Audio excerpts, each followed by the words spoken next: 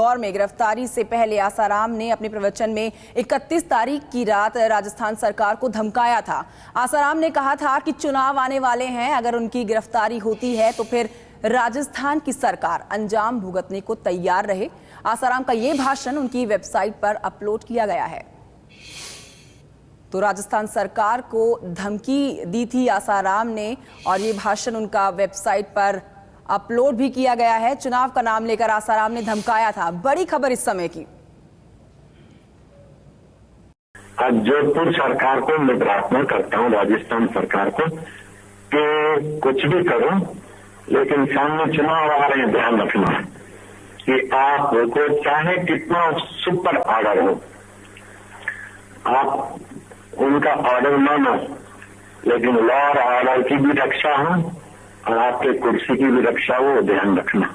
मेरा एक भगत 10-20 से तो जुड़ा ही होता है और मेरे को अगर झूठे केस में ऐसे ढंग से और तरीका है फंसाने का, तो आने वाले चुनावों में आपको घाटे का सामना करने की तैयारी रखनी पड़ेगी। लेकिन राजस्थान सरकार को, भक्तों को भी बोलता हूँ और जो ऊपर के प्रेशर से आकर ये बनावटी केस को मनाकर मुहावरा और मेरे को अरेस्ट करने का साहस करेंगे तो आपको घाटा कितना पड़ेगा मैं नहीं बोल सकता। निर्दोष को सताने से कुदरत का नियम है, संत सताए तीनों जाए, तेज बल और वंश। तो लॉ एंड ऑर्डर की रक्षा हो और कुर्सी की भी रक्षा हो। आसाराम ने अपने भाषण में आतंकी ओसामा बिन लादेन का भी जिक्र किया। आसाराम ने कहा कि मैं लादेन जैसा गुनहगार नहीं हूं, जैसा कि मेरे साथ बर्ताव किया जा रहा है। लादेन जैसा गुनहगार नहीं हूं, जैसा मेरे से बर्ताव किया जा रहा है। इसमें इन बेचारों का कोई कसूर नहीं। आप इन पर बददुआ नहीं करना, इनका भी भला सबका भला। लेकिन मेरे को अभी इतना सताया जा रहा है कि मैंने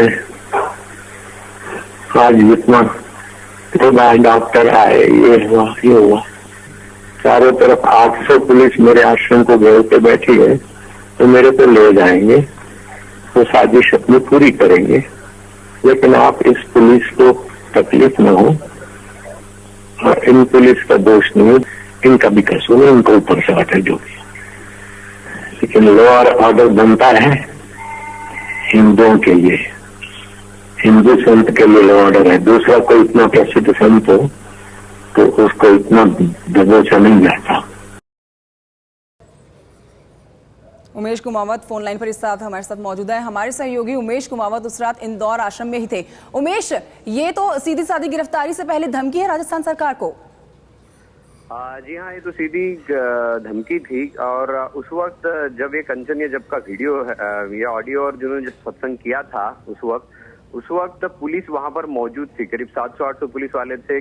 जोधपुर की पुलिस भी वहां पे मौजूद थी और बाबा सत्संग कर रहे थे। जब जोधपुर की पुलिस आश्रम में आई तब वो सत्संग कर रहे थे और उन्होंने सीधे सीधे भड़काने वाला वहां पे भाषण दिया था। पहले तो कह रहे थे शांत रहिए, और फिर उनकी भाषा जो थी सीधी सीधी धमकी वाली थी राजस्थान सरकार को कि राजस्थान में चुनाव होने वाले हैं और मेरे हर एक भक्त 10 से 20 लोगों से जुड़ा होता है, तो चुनाव से पहले ये घाट का सामना करने के लिए सरकार तैयार रहे। क्योंकि उन्होंने कई बातें कही, जैसे अपने अनुयायियों को संबोधित करते हुए ये भी कहा संतों को जो सताता है वो तेज वंश बल से भी जाता है। मैं लादेन जैसा कोई गुनहगार नहीं हूँ, चंदन अगर रगड़ा जाए तो उससे भी आग निकलती है। और जो पहले से वो एक दावा करते आ रहे हैं कि उनके 4 करोड़ अनुयायी है, तो इसका भी एक खामियाजा भुगतना पड़ेगा राजस्थान सरकार को, क्योंकि अभी कुछ ही दिनों में वहां पर चुनाव आने वाले हैं। तो ये लगातार भक्तों को संबोधित करते वक्त उनको पता था कि उनकी गिरफ्तारी होने वाली है। इस बात का पूरा अंदेशा आसाराम को था, इसीलिए आखिरी सत्संग है ये भी वो जानते थे, इसलिए उन्होंने पूरी कोशिश की कि बचा जाए। उन्होंने राजस्थान सरकार को धमकी के लहजे में सब कुछ कहा है। जो भक्त थे उनको भी उन्होंने कई सारी बातें कही है। तो आसाराम को इस बात का अंदेशा था कि उनकी गिरफ्तारी होने वाली है, शायद इसीलिए उनका जो लहजा था वो धमकी भरा था। जी शुक्रिया उमेश ये जानकारी देने के लिए। तो मैं लादेन जैसा नहीं हूं जैसा मेरे साथ बर्ताव किया जा रहा है, ये आसाराम के शब्द थे। आसाराम ने उस रात राजस्थान सरकार को धमकी दी थी, लेकिन मध्य प्रदेश की बीजेपी सरकार का बचाव भी किया था। तो मुझे अरेस्ट करने के लिए जो कुछ बना है कागजात, उसमें मेरे को बताया गया 5 बड़े वरिष्ठ अधिकारी लगे, आईपीएस, इतना में भयंकर आदमी, 5 आईपीएस लगे ये केस के पीछे, और दूसरे कितने कितने बड़ी बड़ी हस्तियां इसमें लगी मेरे को सुनाया गया। बहुत टॉप के दिमाग लगे हैं, इसीलिए मध्य प्रदेश सरकार